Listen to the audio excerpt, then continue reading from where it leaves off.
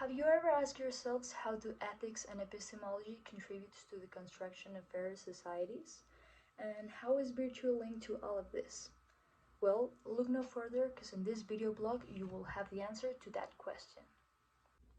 My name is Alejandra Rivera Bañuelos, and in this video I would like to give you a new perspective and hopefully change your mentality. Nowadays, the ethical values in all the world have shifted, and with this, there's a lack of action and awareness. But in the middle of this chaos, two philosophical principles have loomed: ethicals and epistemology. At first, they may seem pretty distinct, but upon closer examination, we can clearly see that these concepts complement each other. Virtue connects all of these ideas and transforms them into one, with photos and video examples. And finally, this not only shape our understanding about knowledge and moral values, but also help us to bring into perspective and draw upon the opinions of philosophers like Voltaire, Kant, and Aristoteles. One of the pursuits of philosophy is to find and create or establish a way of life that can guide our actions into an orderly society. Epistemology is the theory of knowledge and explains that our rationalization is limited by our evidence. According to Kant's epistemology, he firmly holds the idea that similar to the necessity of intuition for humans' perception, there must also exist pure concepts, fundamental to the human understanding.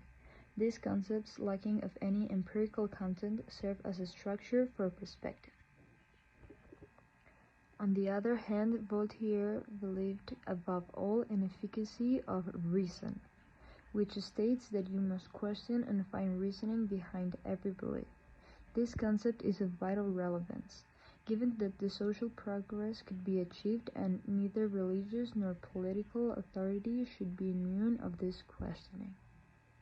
Now that we've learned this idea, let's go on to the next one.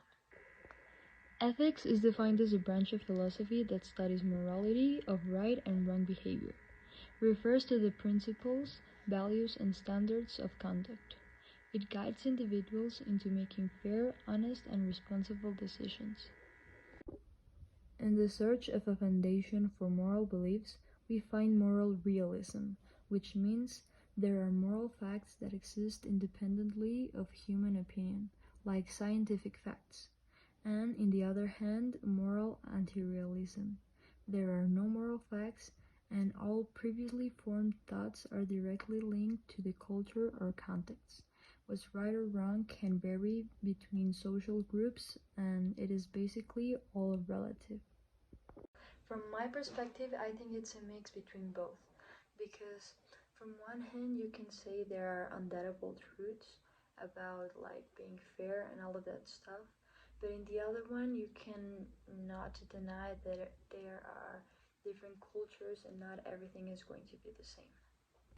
Either way, we have to understand the complexity of the topic and treat everyone with respect.